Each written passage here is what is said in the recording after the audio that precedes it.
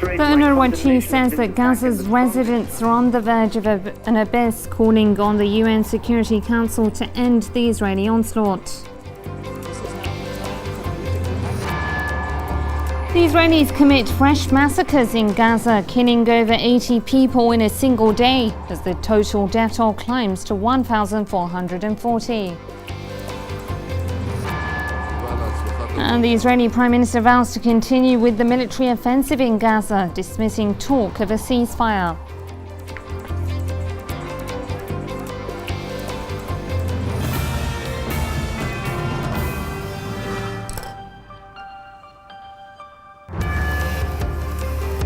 Hello there, you're watching Al Ittijah World News and I'm Fatima Basim. In a strongly worded appeal for action, the head of the UN Palestinian Refugee Agency, UNRWA, told the 15-member Security Council by audio link that Palestinians are on the verge of an abyss as a result of the Israeli offensive in Gaza. With more than 220,000 Palestinians already sheltering in UN facilities, the official said he had reached breaking point. It is therefore with alarm we have exceeded the tolerable limits we can accommodate. In view of these facts and of the shelling affecting UNRWA schools on 6 occasions, I believe the population is facing a precipice and appeal to the international community to take the steps necessary to address this extreme situation. The humanitarian and political costs grow by the day with each death and injury, with the continuing destruction of infrastructure vital to the life of the Palestinian people in Gaza, and with the continuing violations of international law. Allow me also to add my voice to those calling for the redress of the underlying conditions that fuel this conflict and the violence that repeats itself in full view of the world. In other words, a ceasefire, while immediately required to save lives, is not enough. The illegal blockade of Gaza must be lifted. This small territory is home to 1.8 million people who face the prospect that it will become unlivable in a matter of only a few years unless urgent steps are taken by the international community to enable the development of Gaza and in the ensuring security for all in the region. Meanwhile, the UN's humanitarian chief, Valerie Amos, also appealed to member states for aid to Gaza, saying that there is no safe place for Palestinians. While urging the warring sides to comply with international obligations, Amos condemned the Israeli attacks, saying there is no justification for violence against innocent civilians. Ongoing fighting and insecurity is hampering our ability to move around and has made sustained delivery of assistance to people in need difficult. Until a long-term ceasefire is agreed, we need more humanitarian pauses to enable us to reach those in need. Pauses must be daily, predictable, and adequate in length so that humanitarian staff can dispatch relief to those in need, rescue the injured, recover the dead, and allow civilians some reprieve so that they can restock and resupply their homes. We have all watched in horror the desperation of children, of civilians, as they have come under attack, with no safe place to go. Under international humanitarian law, the government of Israel, Hamas, and other militant groups must distinguish between military objectives and civilian objects, and between combatants and civilians. They must also avoid harming civilians or civilian objects and protect them from the effects of military operations. As I have said to this Council before, and in different circumstances, even war has rules. Funding is also urgently required. The United Nations family has appealed for additional funds, and I ask Member States to respond quickly and generously to these appeals. We cannot provide adequate assistance without an urgent injection of funds. Mr. President, we need the violence to stop and the root causes of the conflict to be addressed. The people of Gaza want to live in safety, security, and dignity. The United Nations Security Council responded to the growing international pressure by calling for humanitarian pauses in the fighting, renewing its appeal for an immediate ceasefire in Gaza. The council expressed grave disappointment that the repeated appeals for an end to the fighting had not been heeded.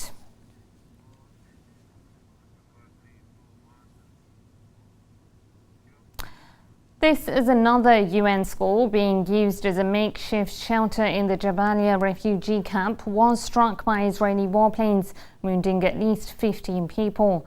The attack was directed at a neighboring mosque, which was also sheltering displaced Palestinians.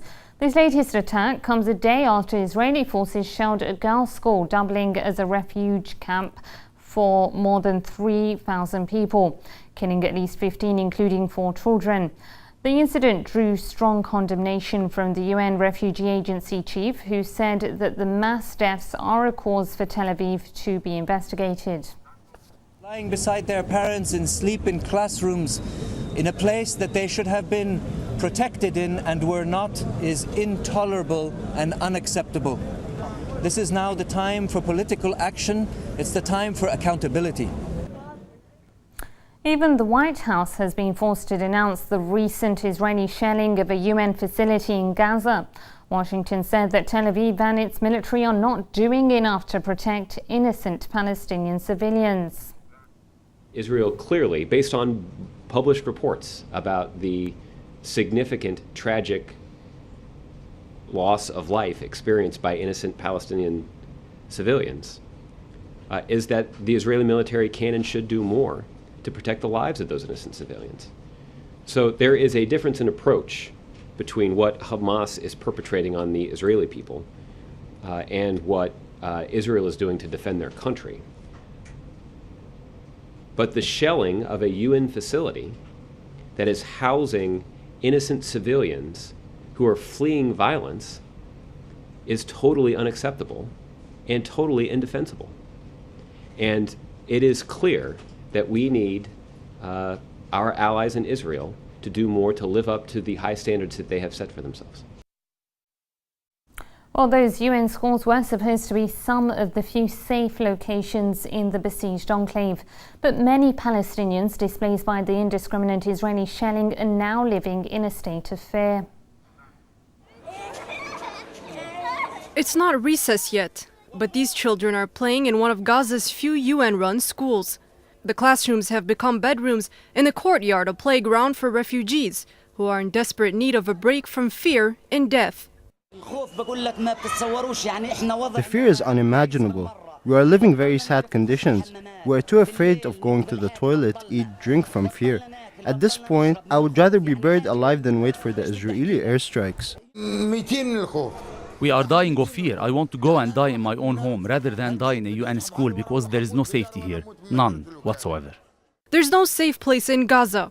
Israeli airstrikes have targeted residential areas, mosques, and even schools.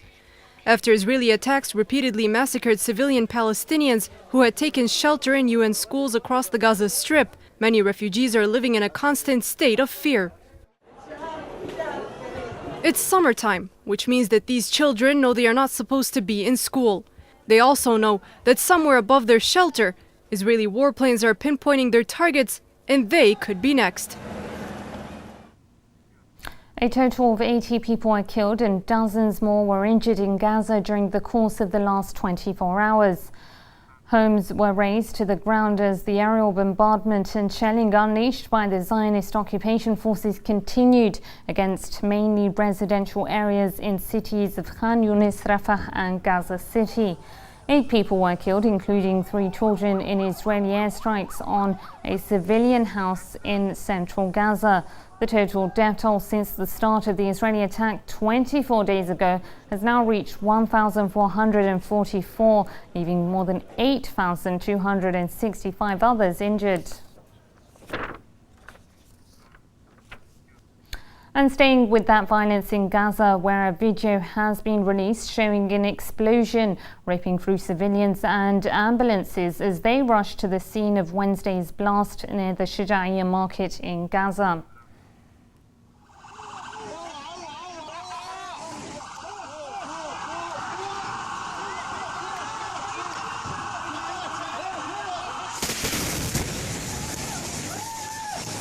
That video shows the exact moment the second explosion went off as a third ambulance arrived at the scene of the initial Israeli attack. Palestinian officials said the attack killed at least 24 people.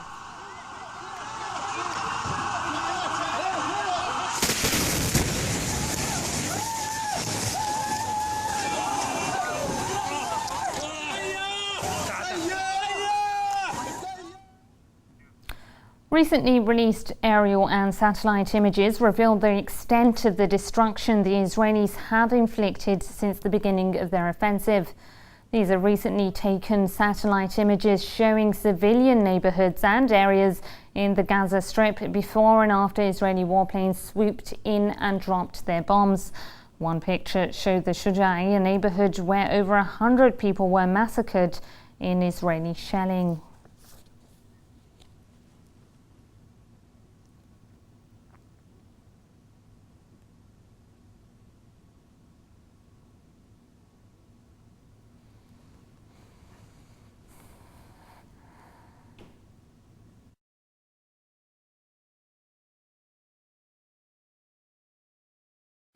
In response to the ongoing Israeli onslaught, Palestinian resistance groups have launched a barrage of rockets on settlements in the occupied territories. This footage purports to show rockets being fired from the Gaza Strip at Israeli cities. Al-Qassam Brigade struck Tel Aviv with 4 M75 rockets, while Israeli occupation forces are being continuously targeted with mortar shells in East Jabalia. This as the settlements of Ashkol and Ashkelon were also struck by the resistance missiles, with 13 settler injuries reported. Meanwhile, in the occupied West Bank, the Palestinian resistance group Hamas has called for what it termed a day of rage on Friday. The messages called on Palestinians to actively participate in a protest against the crimes committed by the Israeli occupation forces in Gaza and to support the resistance. Earlier, the Israeli Prime Minister Benjamin Netanyahu has ruled out a ceasefire in Gaza until Israeli occupation forces finish destroying tunnels that run between the Strip and the occupied territories.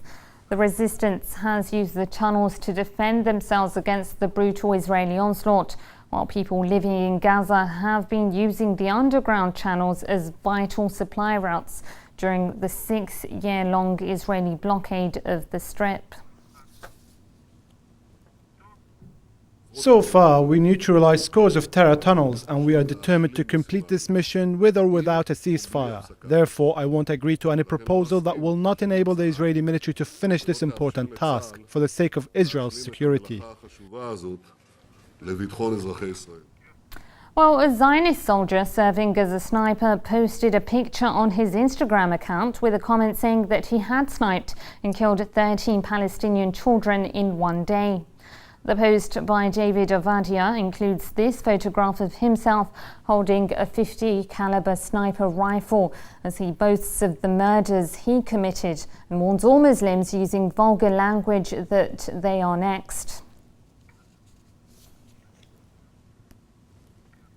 The Pentagon has confirmed reports that the US has provided Israeli occupation forces with a new stock of ammunition to help in its brutal onslaught against Palestinians in Gaza.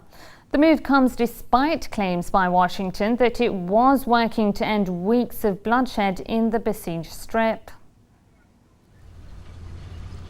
A request for more lethal aid was made by Tel Aviv. Washington did not waste any time in responding.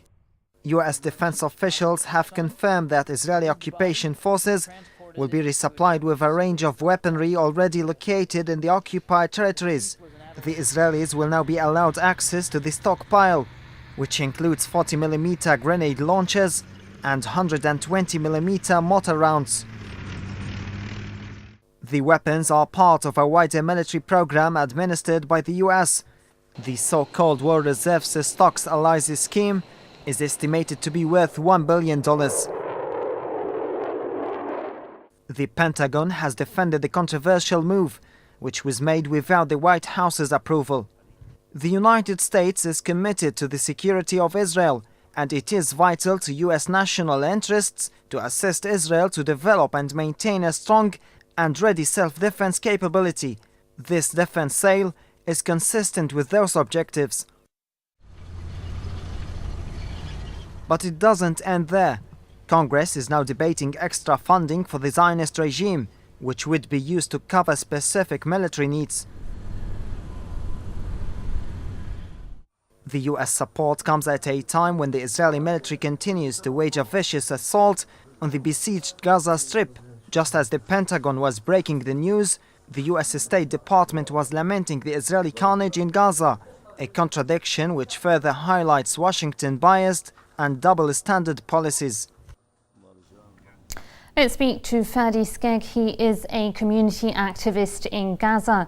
Fadi, you're in Gaza with power outages, a shortage in vital resources and constant Israeli attacks. How sustainable is the situation there? Well, first of all, the situation is unfortunately getting worse. Now we are talking about, according to the Ministry of Health, there are more than 1,400 Palestinians killed and more than 8,000 Palestinians injured just in the Gaza Strip. So you are talking about a perilous situation, and also there are more than 440,000 Palestinians have been displaced. They fled their homes and they went to UNRWA makeshift shelters because they were forced to leave their homes due to the heavy bombardment perpetrated by the Israelis. This is in the Palestinian side. So now I want you to see the asymmetric balance in the other side. Now there are more than 56 Israeli soldiers have been killed during this assault against the Gaza Strip, and there are 140 Israeli soldiers in Israeli hospitals right now. 14 are in serious conditions and critical conditions. So you see the disproportionate power used by the Israelis. Thousands are being killed in Gaza, meanwhile tens are killed in the other side. And there is something important. Most of the Israelis who were killed, they are mainly soldiers who are attacking us, who are bombarding us, who are sending non-stop, endless artillery shells, airstrikes. So this is like something imbalanced, unfortunately. All right, I want to bring in my second guest from London, Masoud Shajera. He is the chairman of the Islamic Human Rights Commission.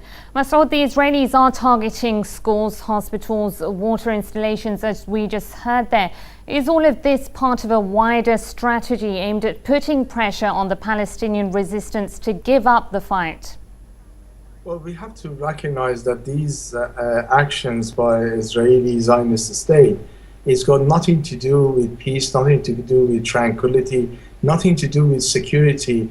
It really is an extension of making sure that the occupation is continuous and people are collectively punished. We know very well that you cannot actually bring this sort of, commit these sort of war crimes against the innocent civilians. And now the number is just reaching 1,500 without consequences. The consequences is that there will be more Palestinians going to rise up for resistance. They will have to sort of get up and actually challenge this onslaught against them.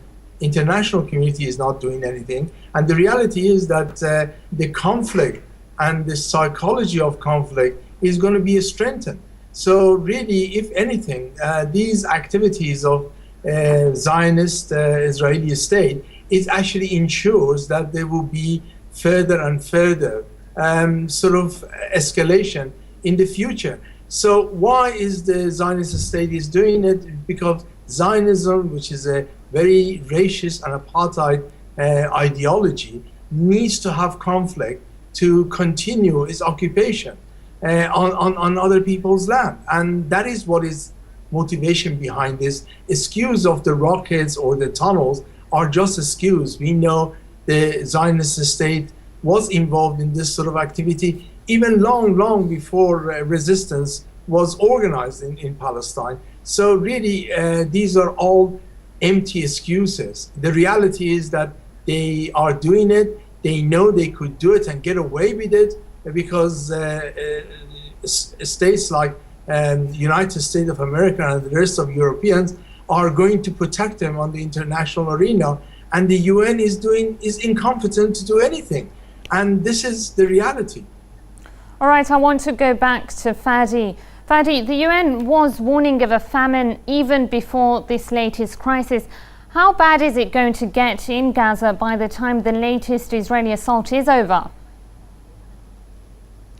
Well, there is something important. Israel is defying everything now on the ground. For example, they are targeting the makeshift shelters of UNRWA. People have fled there in order to protect themselves against the heavy bombardment, but unfortunately, they are being killed there. So we are talking about a difficult life here. Gazans are suffering a lot.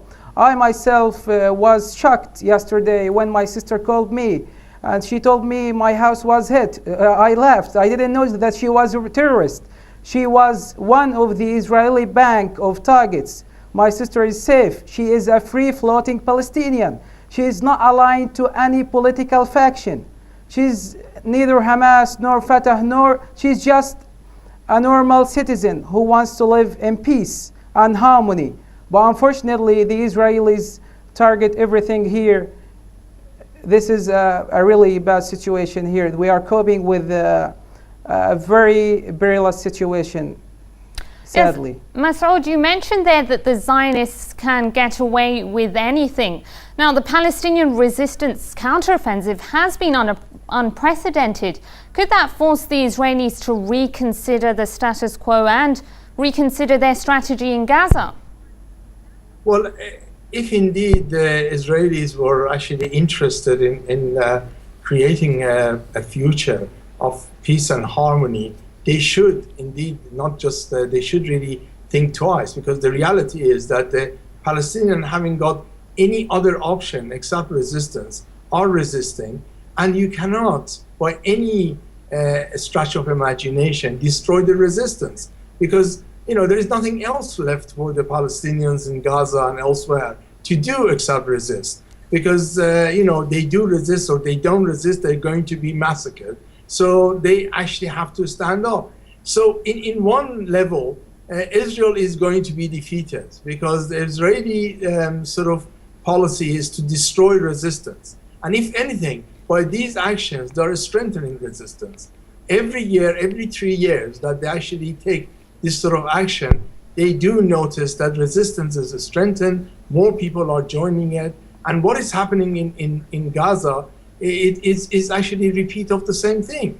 And so therefore, on one level, resistance is victorious, but on another level, Israelis are doing this for two reasons. One is to destroy resistance, and the other one is to sort of gather support for their action among their own citizens. And unfortunately, they have to kill a lot of innocent people to appease their own citizens. And this actually shows what's this sort of barbaric ideology and principle is actually is being sort of running the Israeli Zionist state.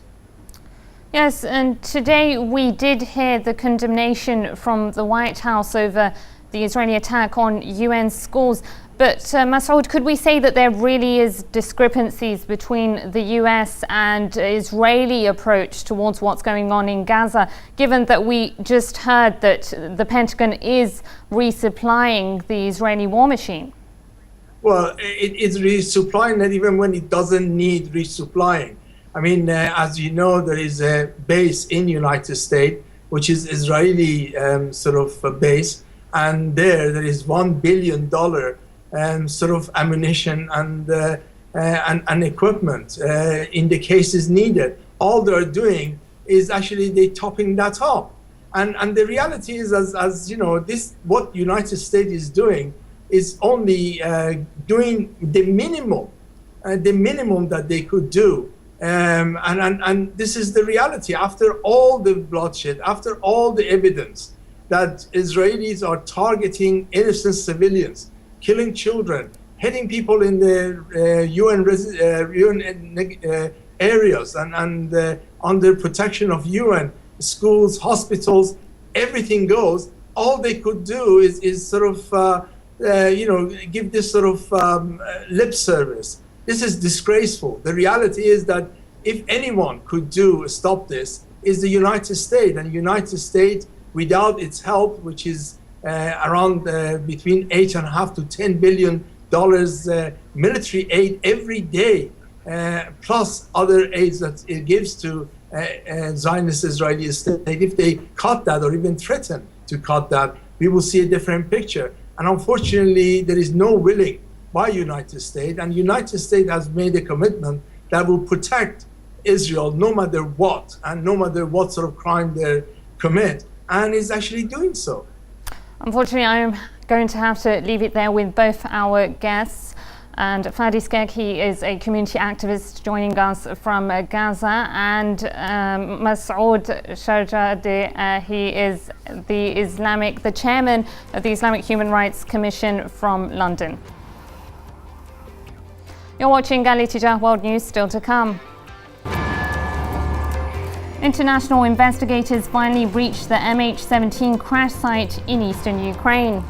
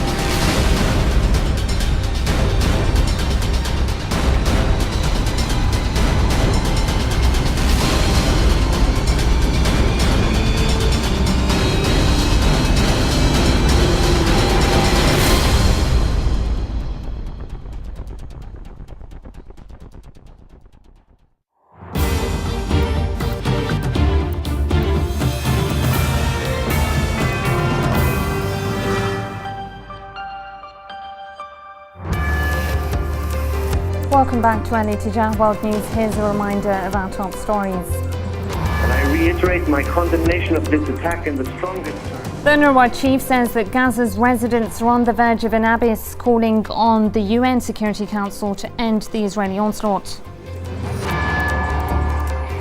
The Israelis commit fresh massacres in Gaza, killing over 80 people in a single day as the total death toll climbs to 1,440. And the Israeli Prime Minister vows to continue with the military offensive in Gaza, dismissing talk of a ceasefire.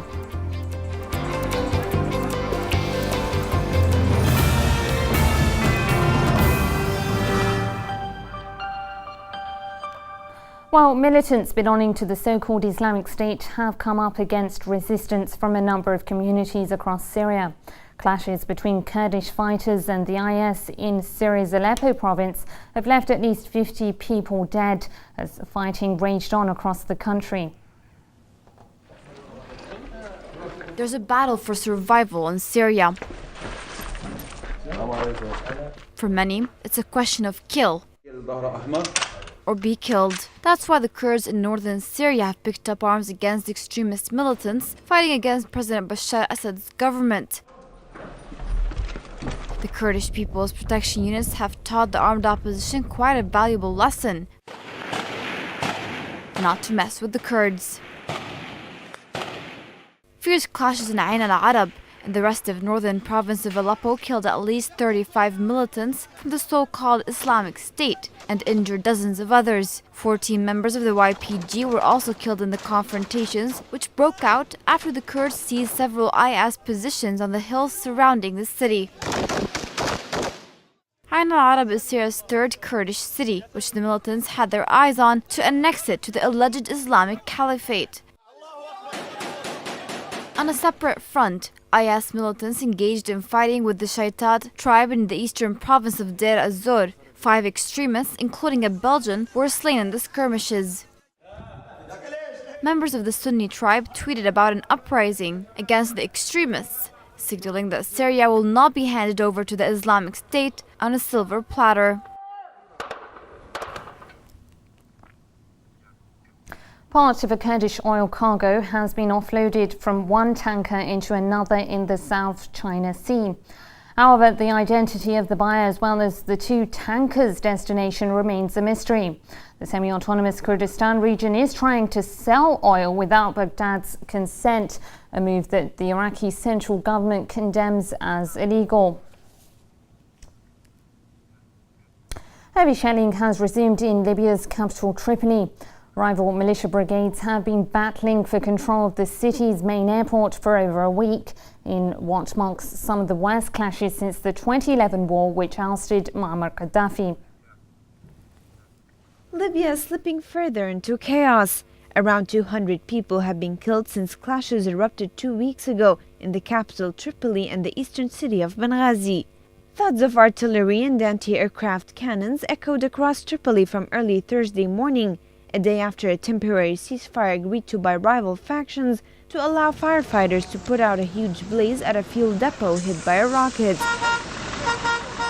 Most of the fighting is limited to southern Tripoli, where warring factions have exchanged Grad rockets, artillery shells and cannon fire between the airport controlled by Zintan Brigade fighters and the enclaves of their Misrata Brigade rivals.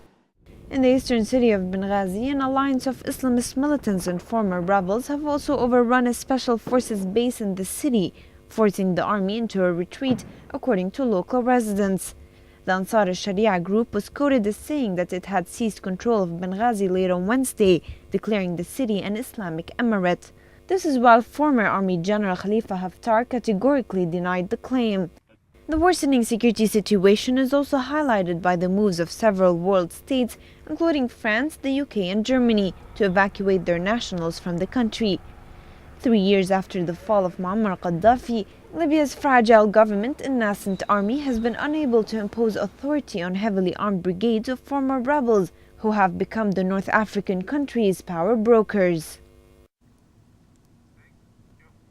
The Ukrainian parliament rejected Prime Minister Arseniy Yatsenyuk's resignation after approving legislation he said was needed to boost spending for the army and avoid a revolt.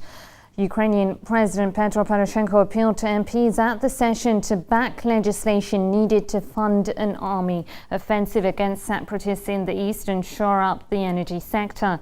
Yatsenyuk tendered his resignation last week after lawmakers failed to support his proposed budget amendments.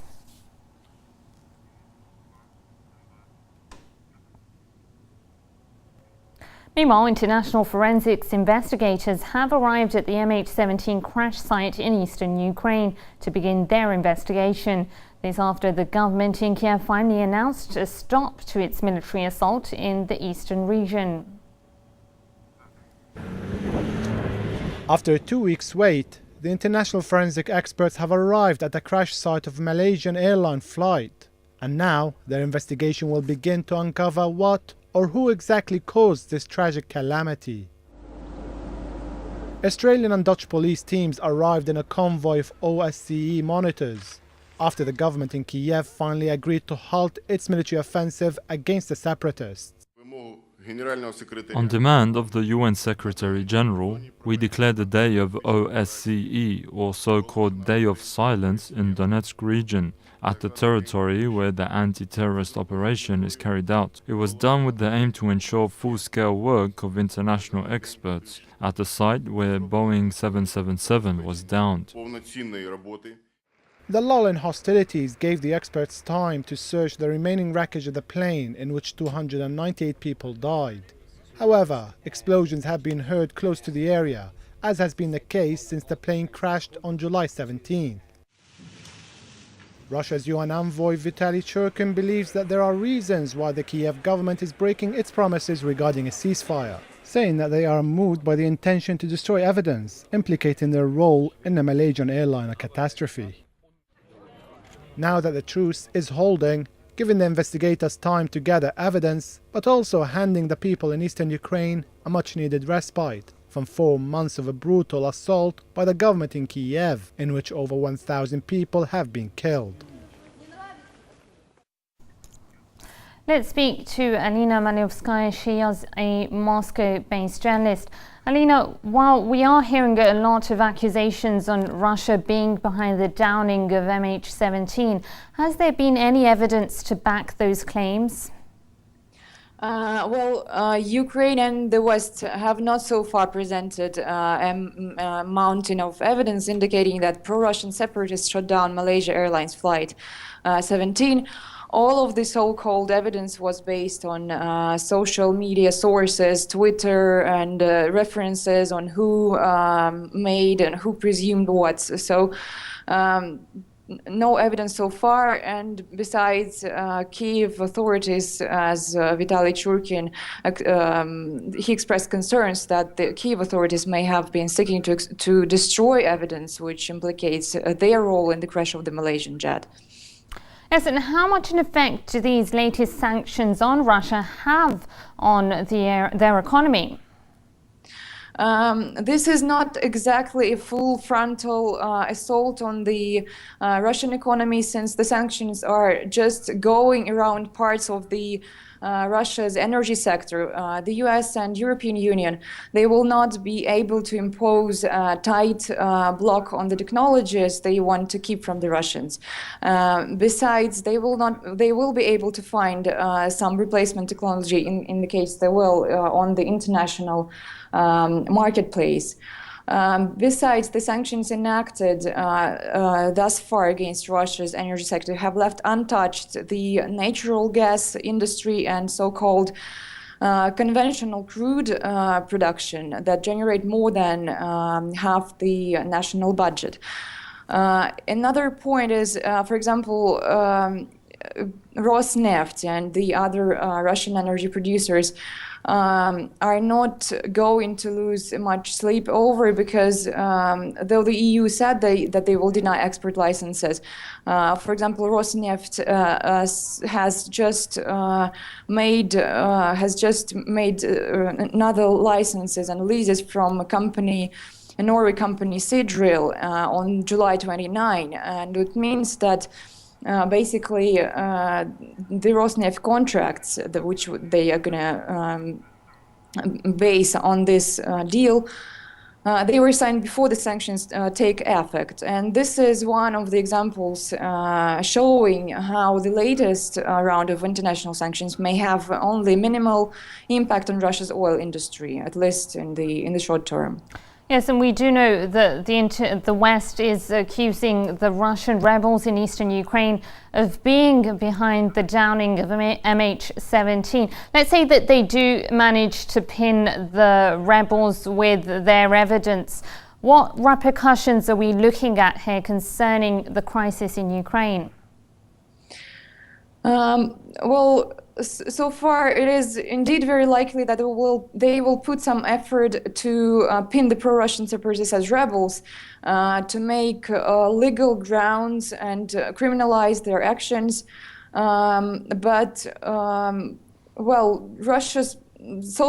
Russia's president hasn't killed people on the territory, and he is apparently trying to make by all possible means to protect the fellow ethnic Russians. And this is what is going to happen in this case as well, as it happened with the people of the Crimea and eastern Ukraine in general. And what we are looking at now is that the US is getting fully involved, while Ukraine is not even in the North Atlantic Treaty Organization so far. And the United States is not militarily obliged to come to the rescue of the country that is in some degree in danger.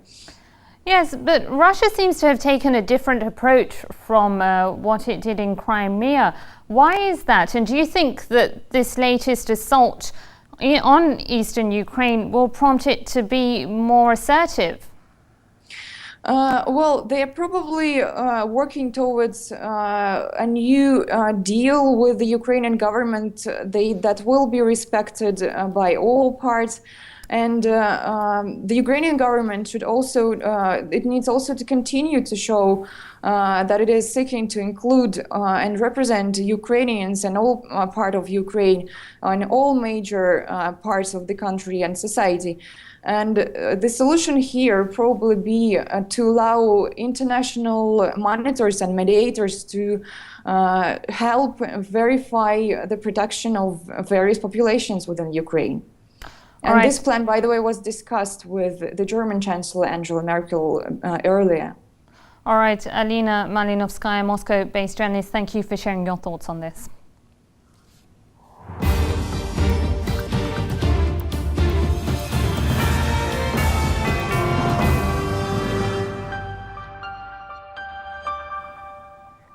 The US House of Representatives has passed a resolution to sue President Barack Obama for exceeding his constitutional powers on numerous occasions. 225 lawmakers voted for the unprecedented move of taking the president to court. Obama is accused of not following the letter of the law when delaying an insurance deadline in his healthcare law, which the Congress viewed as an attempt to bypass its authority. The US leader has dismissed the accusation as a political stunt.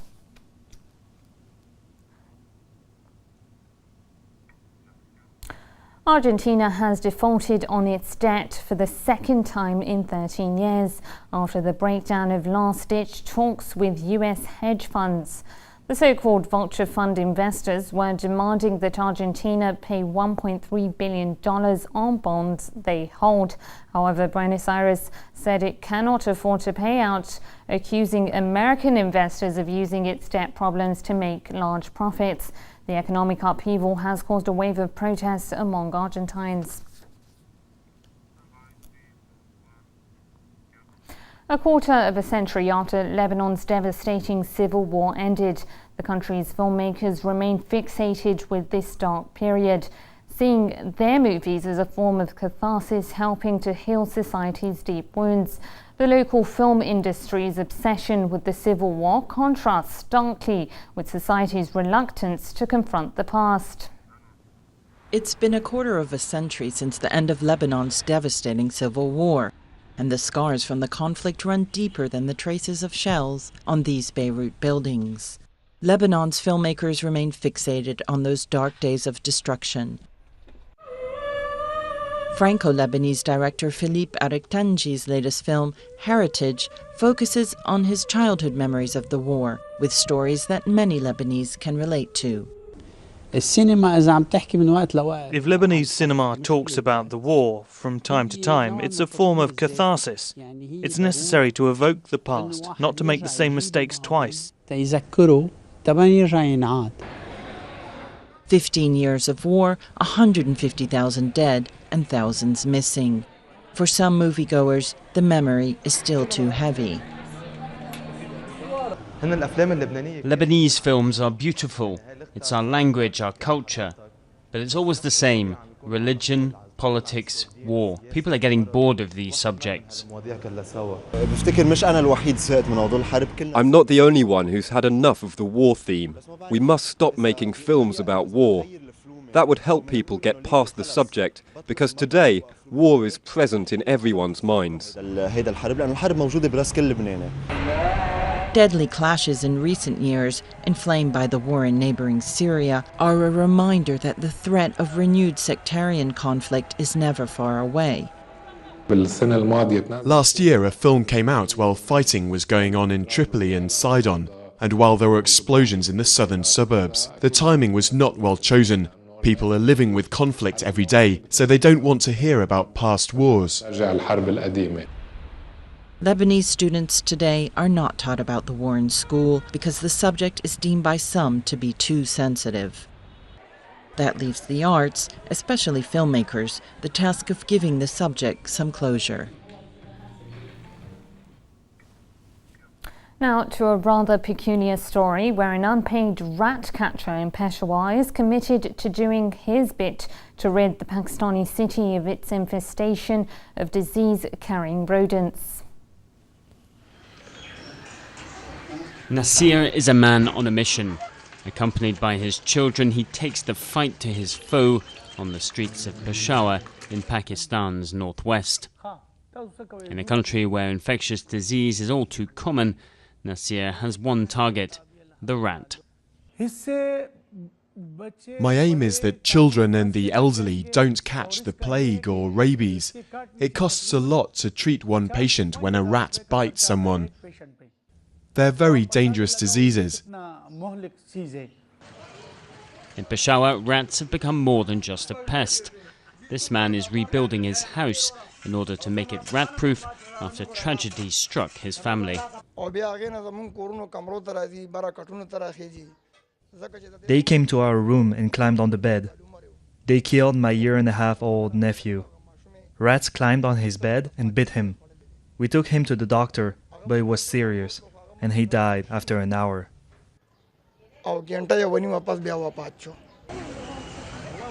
When night falls, Nasir springs into action. Once he's identified the presence of an infestation of vermin, he laces food with poison and spreads it around. The next morning, victory. The streets are littered with dead rats. A taxi driver by trade, Nasir is unpaid for his rat catching, but is not planning on stopping anytime soon. I've already killed 100,000 rats in the last 2 years. I'm aiming for 1 million. A dead rat is more dangerous than a live one because of disease. So after we recover the dead rats, we pack them in bags and bury them to stop disease from spreading. It's a seemingly endless battle as the rodents can multiply quickly. But at least Nasir can count on the support of his sidekicks as he tries to rid Peshawar of its rats. Here's a recap of tonight's top headlines. And I reiterate my condemnation of this attack. The UNRWA chief says that Gaza's residents are on the verge of an abyss, calling on the UN Security Council to end the Israeli onslaught. The Israelis commit fresh massacres in Gaza, killing over 80 people in a single day, as the total death toll climbs to 1,440. And the Israeli Prime Minister vows to continue with the military offensive in Gaza, dismissing talk of a ceasefire.